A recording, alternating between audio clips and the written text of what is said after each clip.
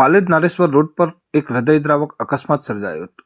માલોદ ગામ પાસે રોડના કામ દરમિયાન હાઈવા ડમ્પર વીજ વાયરને અડી જતા જોરદાર કરંટ ઉતર્યો હતો. આ દુર્ઘટનામાં ડમ્પર આગની ઝપેટમાં આવી ગયું હતું અને નીચે ઉતરવાનો પ્રયાસ કરી રહેલ ચાલકનું કરંટ લાગવાથી ઘટના સ્થળે જ કમકમાટી ભર્યું મોત નીપજ્યું હતું. મળતી માહિતી મુજબ કરજણના પાલેજ નારેશ્વર રોડ પર માલોદ ગામ નજીક હાલ રોડ બનાવવાની કામગીરી ચાલી રહી છે. આ કામગીરી દરમિયાન એક હાઈવા ડમ્પર માલ ઠાલવવા માટે તેના પાછળનું ડાલો ઊંચો કરી રહ્યો હતો. તે સમયે ઉપરથી પસાર થતા હાઈ ટેન્શન વીજ લાઇનના વાયરો સાથે ડમ્પરનો ભાગ અડી ગયો હતો.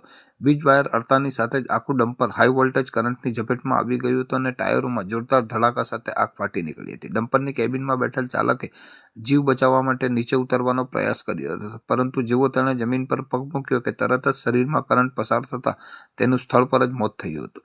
ઘટનાની જાણ થતાં જ આસપાસના લોકો એકઠા થઈ ગયા હતા અને તાત્કાલિક કરજણ ફાયર બ્રિગેડને જાણ કરવામાં આવી હતી. ફાયર ફાઇટરોએ ઘટના સ્થળે પહોંચી ડમ્પરમાં લાગેલી આગ પર કાબુ મેળવ્યો હતો. જોકે ત્યાં સુધીમાં ડમ્પરનો આગળનો ભાગ બળીને ખાખ થઈ ગયો હતો. સ્થાનિક પોલીસે ઘટના સ્થળે પહોંચી મૃતદેહને પોસ્ટમોર્ટમ માટે ખસેડવાની તજવીજ હાથ ધરી હતી અને અકસ્માત અંગે વધુ તપાસ શરૂ કરી છે. રોડની કામગીરી વખતે સલામતીના સાધનો કે સાવચેતી રાખવામાં આવી હતી કે નહીં તે અંગે પણ સવાલો ઉઠી રહ્યા છે.